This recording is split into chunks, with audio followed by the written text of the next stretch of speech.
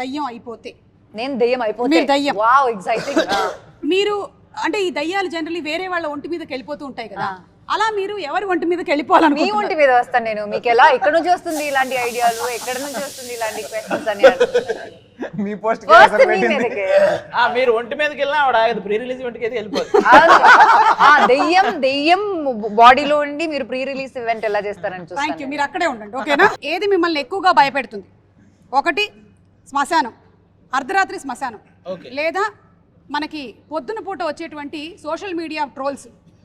Social మీడియానే ఈ మధ్య కాలంలో ఎక్కువ భయపెడుతుంది అందరినీ. దెయ్యాలైనా మనం భరించవచ్చు కానీ సోషల్ మీడియాని ఈ మధ్య కాలంలో భరించే శక్తి ఎవరికి లేదు. ఏమొస్తుందో తమ్నేల్ తెలియదు మన ప్రమేయం లేకుండా.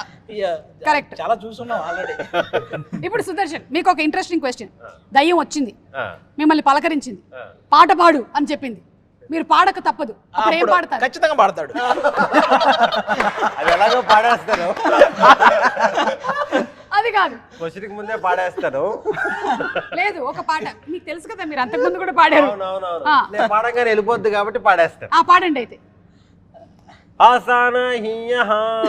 వెళ్ళిపోవాలి, మేము కూడా వెళ్ళిపోయేలా ఉన్నాం. దయ్యానికి కూడా ఆశ్చర్యపోయారు. 2 లైన్లు పాపం పాడండి. పాడు అక్కడ దాకా పాడు, 2 లైన్లు అంటే పాడు. ఆసానా హియహా. ఇంకా ఫిక్స్ అయిపోయాడు, ఏదో హిందీ దెయ్యం వస్తుంది. కౌశిక్, మీ టీంలో ఆల్రెడీ వీళ్ళకి గోస్ట్ లక్షణాలు ఉన్నాయి అని అనిపించిన వాళ్ళు ఎవరైనా ఉన్నారా? ఉన్నారు.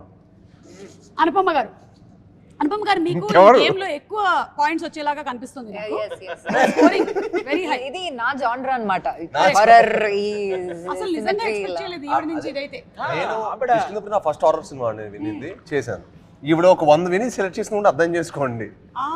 అంటే ఆవిడ అంటే హారర్ అంటే అంత ఇంట్రెస్ట్ వినింది కూడా చాలా రిజెక్ట్ నేను చేసింది. చాలా హారర్ ఫిల్మ్స్ చూసాను. ఈ సినిమా ఒప్పుకుందంటే మేము సగం చిన్నప్పటి నుంచి నాకు హారర్ ఫిల్మ్స్ అంటే చాలా చాలా ఇష్టం. నేను చాలా ఇష్టం, నేను చూసిందే మళ్ళీ చూస్తాను. నాకు చాలా ఇష్టం హారర్ ఫిల్మ్స్ అంటే.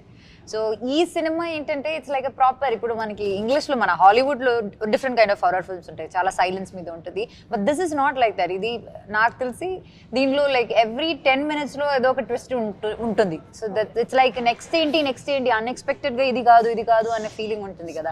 That was there. అందుకే నేను ఇది చూస్ చేశాను. అండ్ అది షూటింగ్ కూడా లైక్ వాజ్ రియల్లీ ఎక్సైటింగ్.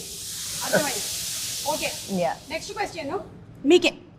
మీరు మళ్ళీ మీకే వచ్చింది ఏంటి ఈ క్వశ్చన్? ఒక గంట సేపు మేమందరం వెళ్ళిపోతాం, మీరు మాత్రమే ఇక్కడ ఉండాల్సి వస్తే మీ పరిస్థితి ఏంటి? 1 minute కూడా ఉండదు. వెంటనే నేను చిన్నప్పుడే ఈవిల్ డెడ్ లాంటి సినిమా చూస్తున్నప్పుడు మా ఫ్రెండ్స్ ఒక 5 మా కజిన్స్ ఒక 5 పెట్టుకొని చూసేవాడిని. Evil dead is